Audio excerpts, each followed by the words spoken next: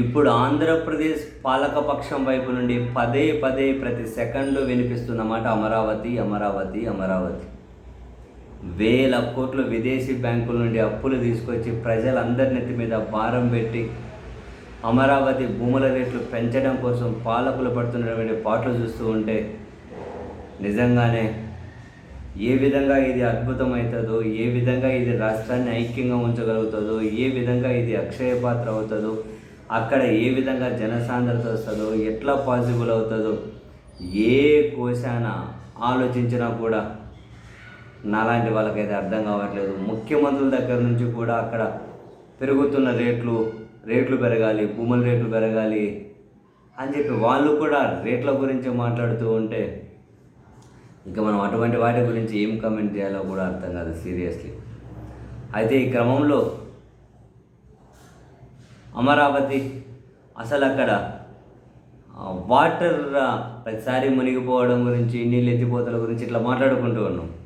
అసలు అమరావతిలో ground reality ఎట్లుంది, వాటర్ ఫెసిలిటీ, ఆ వాటర్ ఎంతవరకు ఉపయోగించుకోవచ్చు, ఎంతవరకు అక్కడ వాటర్ ఉపయోగకరంగా ఉంటాయి, డ్రింకింగ్ కానీ ఇరిగేషన్ కానీ దేనికైనా అనే దానికి సంబంధించి ఒక కీలకమైన నిపుణుడు, ఒక కీలకమైనటువంటి ఈ వాటర్ రిలేటెడ్ నిపుణుడు, ఒక పెద్ద ఆయన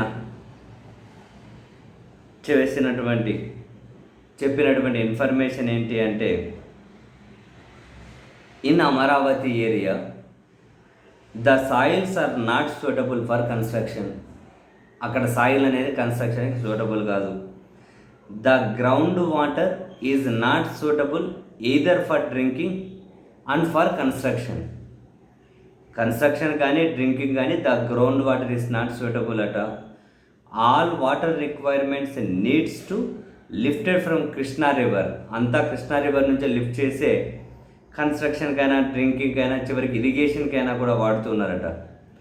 present high court, secretariat, VIT, SRM buildings water needs for drinking, sanitary and plantation needs to be pumped from river by the government అట.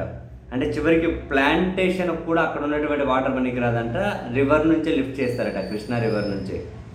ప్లాంటేషన్ కూడా ఉపయోగపడదట అక్కడ నీళ్ళు అనేటివి, గ్రౌండ్ వాటర్ అసలు ఉపయోగమే పడదట.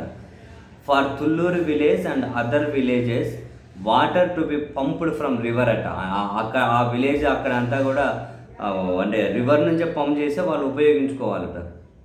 The previous agriculture cultivation was done with water lifting from river Krishna by AP irrigation. అమ్మా, agriculture కల్టివేషన్కి కూడా ఆ నీళ్ళు పనికివచ్చేది కాదట. దానికి కూడా ఏపీ ఇరిగేషన్ డెవలప్మెంట్ కార్పొరేషన్ నుంచే, కృష్ణా నుంచే నీళ్ళని లిఫ్ట్ చేసేవాళ్ళట.